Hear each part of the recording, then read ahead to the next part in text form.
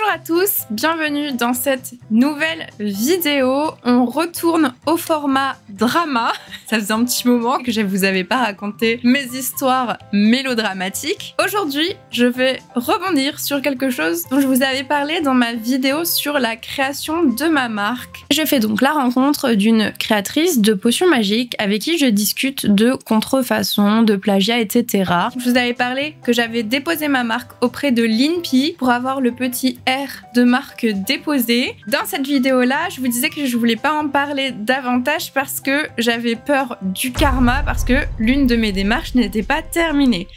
La démarche est enfin terminée, je vais pouvoir vous parler de cette histoire. On va faire un petit bond en arrière et retourner en 2022. En 2022, je suis au bal des sorciers. Je discute avec cette demoiselle qui possède un stand de potions magiques. Elle me dit qu'il faudrait que je dépose ma marque auprès de l'INPI. Je fais les démarches, nanani, nanana. Le 1er février 2022, je reçois un courrier contre signature. Alors je ne sais pas si vous en avez déjà reçu, mais c'est hyper angoissant. C'est-à-dire que tu as le facteur qui sonne à ta porte pour te remettre un courrier en main propre avec écrit en gros en rouge contre signature. C'est très officiel. Quand tu reçois ça, c'est pas un courrier ou une carte postale que tu as reçue de ta famille. Quand j'ai vu ça, je me suis légèrement décomposée. Je me suis dit, purée, qu'est-ce que j'ai encore fait? J'ai vraiment cru que c'était la police qui allait m'envoyer un truc pour me dire que j'avais fait quelque chose d'illégal. Heureusement non, mais c'était pas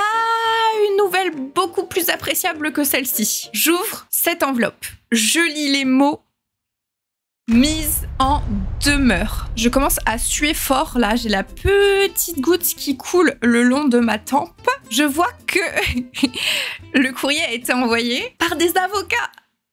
Donc déjà, wouh, ça met dans l'ambiance. C'est là encore une fois que je me dis, purée, j'ai fait quelque chose de mal. Cette mise en demeure concerne l'opposition de ma marque auprès de l'INPI par une autre marque. Quand vous déposez votre marque, vous êtes soumis dans un premier temps à l'INPI qui dépose votre marque dans un bulletin officiel. Et une fois que votre marque est dans le bulletin officiel, d'autres marques, toutes les marques de France et d'Europe, peuvent avoir accès à votre dépôt et faire une opposition s'ils estiment que votre marque est une copie de la leur ou si votre marque se rapproche trop de la leur. Cette marque-là, que je ne citerai pas parce que je ne veux pas plus de drama, m'a accusé de leur copier. Alors que moi, je n'avais jamais entendu de ma vie le nom de cette marque. Et je me suis sentie encore plus agressée du fait que c'était encore plus faux. Puisque à la limite, si j'avais connu inconsciemment, j'aurais peut-être eu une inspiration qui me serait venue grâce ou à cause de cette marque. Mais non, pour vous expliquer un petit peu plus pour le nom de ma marque Amai Sancha, c'est un surnom que m'a donné Camille quand on était au lycée. Parce que donc mon prénom c'est Emma, mon nom de famille c'est Sanchez et moi j'ai été surnommée Sancha. Amai, c'est pour la petite blague qui est que le nom de famille de ma mère est Amé. Donc du coup, si on met Amé à l'envers, ça fait Emma. C'est Camille qui m'appelait Amai Sancha. Donc au lycée, Camille me donne ce surnom-là que je mets en pseudo sur mon compte Instagram le jour où je le crée. Et c'est devenu mon pseudo officiel en fait. Et c'est comme ça que vous me connaissez. Aucunement, à l'âge de 16 ou 17 ans, je n'ai copié la marque qui m'accuse de la copier. Alors qu'est-ce qui se passe dans ma tête? Ça va très vite. Bon déjà je stresse forcément, je commence à paniquer, je suis toute seule avec mon courrier. Mais là je pense à quelque chose. Retournons un petit peu en arrière. Nous sommes en décembre 2021. Je discute avec mon voisin de stand lors du marché de Noël de ma ville. Lui aussi a déposé sa marque. Lui a eu une opposition et donc n'a pas pu enregistrer sa marque auprès de l'INPI. À ce moment-là, moi je pensais que tout était ok de mon côté, que je n'allais avoir aucun souci. Et donc j'écoutais, mais je me sentais pas impliquée. Donc je retenais tout ce qu'il me disait, mais je me disais pas que j'allais en avoir besoin de ces informations.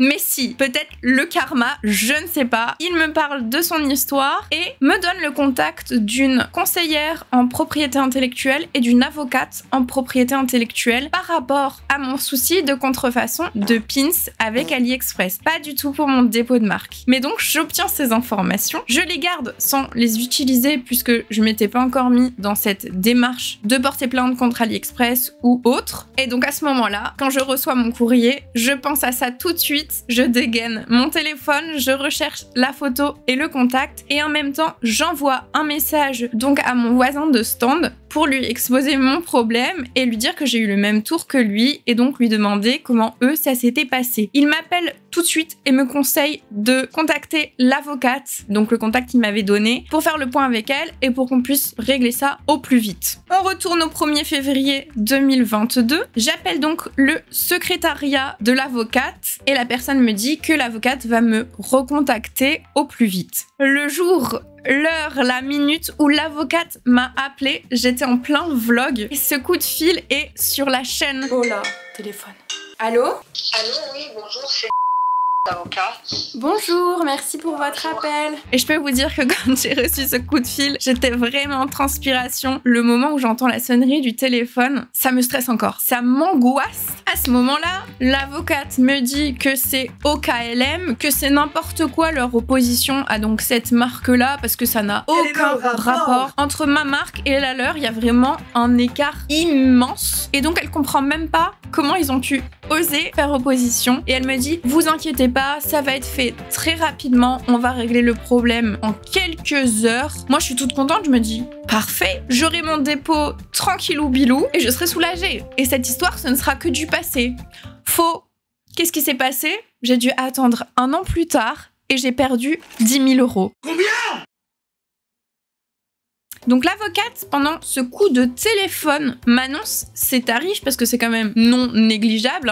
Quand on fait appel à un avocat, on sait qu'on va quand même payer une certaine somme. Moi, j'étais pas du tout préparée psychologiquement. Je vous rappelle que tout ça s'est fait en quelques heures, dans une après-midi. Elle m'annonce à ce moment-là que ses frais d'honoraires sont de 250 € hors taxe l'heure. Je retiens cette information et elle me dit « Ce dossier sera plutôt rapide, qu'entre 3 et 6 heures, ce sera fini. » Moi, je dis, bah ok, voilà, c'est douloureux, mais je me dis, ça reste correct et je tiens au dépôt de ma marque, à l'enregistrement de ma marque et je veux pas faire machine arrière, sachant que c'est injustifié cette opposition. Et donc, je me suis dit, si c'est 1 800 € au max, c'est ok. Je dis donc à l'avocate que c'est bon, qu'elle peut commencer les démarches et qu'on se recontacte très rapidement puisque le dossier était censé durer 6 heures au maximum. 1 800 € maximum.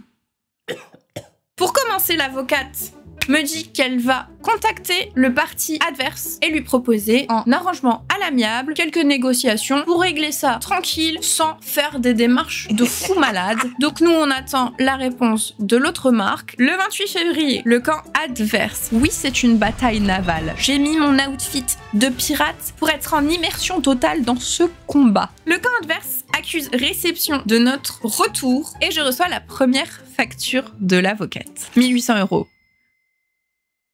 Oui, ce n'est pas une blague. 1 800 € qui partent de mon compte bancaire. Je me dis donc que ça y est, c'est terminé, ce fut très rapide. Quelques petites semaines et l'affaire est bouclée. Non, pas du tout. 1 mois plus tard, on reçoit la réponse du camp adverse. Paf, deuxième facture, 350 €. Joie. Le 5 avril, la fameuse marque refuse de négocier et refuse un accord à l'amiable. Joie. Ils exigent, carrément ils exigent, vraiment ils me donnent des ordres de changer le nom de ma marque, de changer le logo de ma marque, et de retirer plusieurs catégories dans lesquelles j'avais déposé ma marque. À savoir que quand on fait un dépôt de marque, on précise les catégories dans lesquelles se trouve la marque. Moi, j'ai sélectionné les catégories, par exemple, de papeterie, donc tout ce qui va être marque-page, carterie, affiche, carnet, etc. Ensuite, je vais avoir la catégorie des textiles avec les tote bags, les chaussettes, la catégorie tout ce qui est vaisselle avec mes mugs, etc., etc. Et cette marque mettait en opposition 3 de mes catégories. Et elle exigeait que donc je les retire, que je change mon nom. Et non, en fait. C'est non. Je rappelle que les deux marques n'ont aucun rapport. Rien à voir. Désolé. Donc je vois même pas l'intérêt de pourquoi je ferais ça. Ils insistent bien pour nous dire qu'ils refusent de suspendre l'opposition. Joie. Le temps passe, ça continue comme ça tous les mois en fait. C'est d'un côté nous qui envoyons le dossier, ensuite eux, ensuite nous, ensuite eux, etc. etc. Mon argent part sans vol. Je me ruine. car les factures tombent.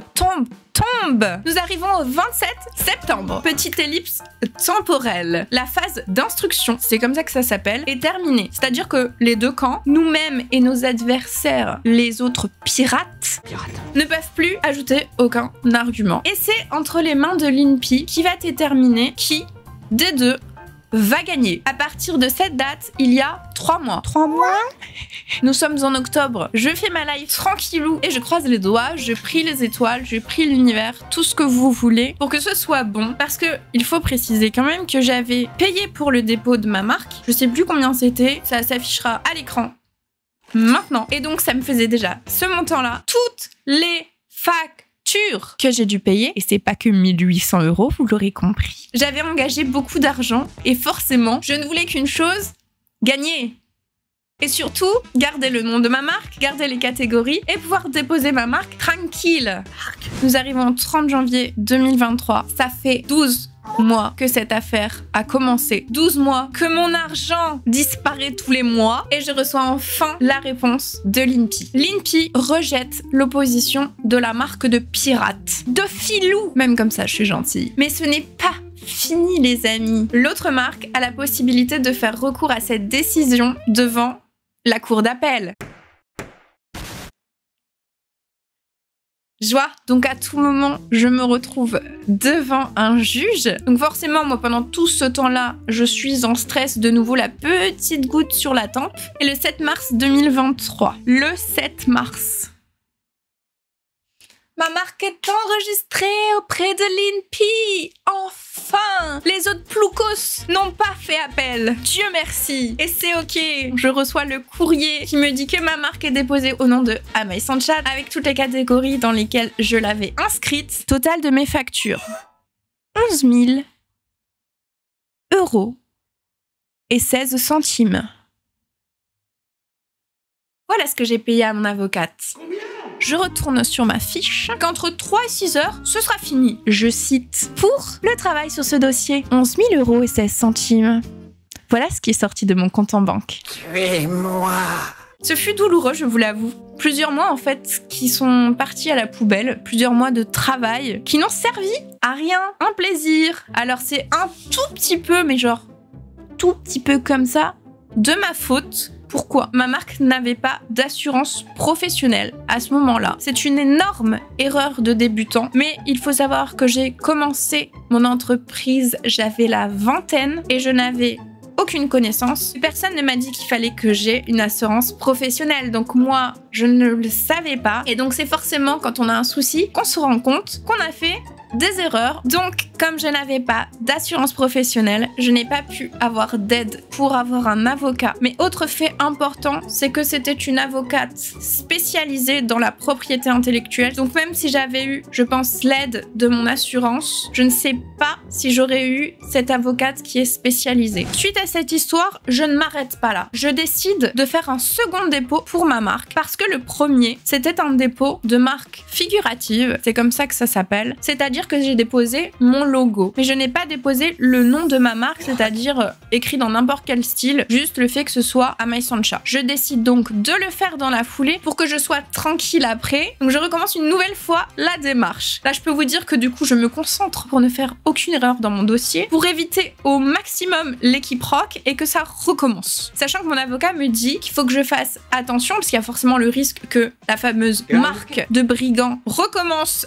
à faire opposition, mais elle me dit qu'au vu des dépenses de leur côté aussi pour les frais d'avocat, il y a peu de chances qu'ils recommencent, sachant qu'ils avaient déjà perdu une première fois. Ça lui paraissait peu probable qu'ils le refassent. Soit. Cette fois-ci, je fais un dépôt pour une marque nominative, donc pour le texte et pas le logo. Lors de ce second dépôt, j'ai de nouveau un souci d'opposition. Encore. Et cette fois, il est un petit peu plus border, on va dire, parce que la marque qui fait opposition s'appelle Amaya Sanchez. Donc là, c'est chaud. Là, c'est chaud parce que c'est vraiment quasiment la même chose, sauf que l'avantage, on va dire, c'est que cette marque-là, c'est une petite marque déjà. Alors il faut savoir que l'autre marque, là, la marque des ploucs, c'était une holding. C'est-à-dire que c'était genre une grosse marque avec boutique, chaîne de boutiques, etc. Et donc là, c'était une petite entreprise, donc il y avait déjà plus de probabilité de pouvoir régler ça à l'amiable. Cette fois-ci, je ne fais pas appel à l'avocate parce que je n'ai pas envie qu'elle me reprenne 11 000 € et 16 centimes. Du coup, je me débrouille toute seule. Avec l'expérience, j'ai compris qu'il y avait des choses qu'on peut modifier soi-même. Sur le site de l'INPI, la marque Amaya Sanchez faisait opposition sur une des catégories dans lesquelles j'avais déposé ma marque. Si je ne dis pas de bêtises, c'était peut-être la catégorie bijoux. Et vu que moi, dans la catégorie bijoux, je n'avais pas énormément de choses, j'ai accepté donc de supprimer cette catégorie. Je n'ai rien payé et ce problème a été résolu super rapidement. Et en février 2024, ma marque est enfin enregistrée en nominative, c'est-à-dire que j'ai les 2 dépôts qui sont validés et que ma marque est officiellement répertoriée à l'INPI. C'est un énorme soulagement parce que je me dis que j'ai dépensé beaucoup d'argent mais que au moins je suis tranquille par rapport à ça, que personne ne pourra voler le nom de ma marque, voler mon nom d'artiste tout simplement. Sur le site de l'INPI, on peut directement vérifier si une marque s'appelle comme la nôtre. Moi, dans la barre de recherche, j'avais mis Amaya Sanchez. Donc on tape son nom et on voit s'il y a d'autres marques qui existent avec le même nom. Sauf que ça te dit pas s'il y a des marques avec des variantes en fait. Ça te dit si précisément il y a quelqu'un qui s'appelle Amaya Sanchez. Donc ce qu'il faut faire, c'est regarder un peu avec des variantes, essayer en collant les mots, les séparant, changeant une lettre, peut-être rajoutant une lettre et voir si effectivement il y a déjà des marques sous ce nom-là et donc éviter peut-être des risques d'opposition parce que des fois si le nom est très proche. Si je vous donne par exemple l'exemple de la marque de mes voisins du marché de Noël qui avaient donc eu un problème similaire. Leur nom c'était Coco Candles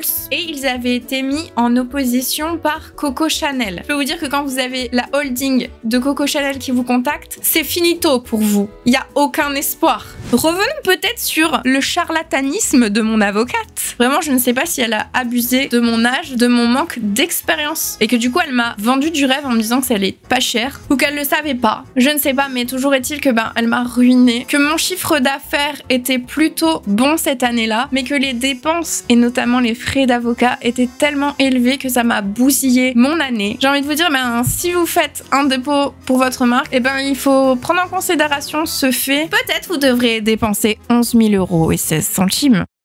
Mais cette histoire se termine bien, c'est le principal. Sur ce, je vous souhaite une belle journée, une belle matinée, une belle soirée. Je vous fais de gros bisous, à bientôt!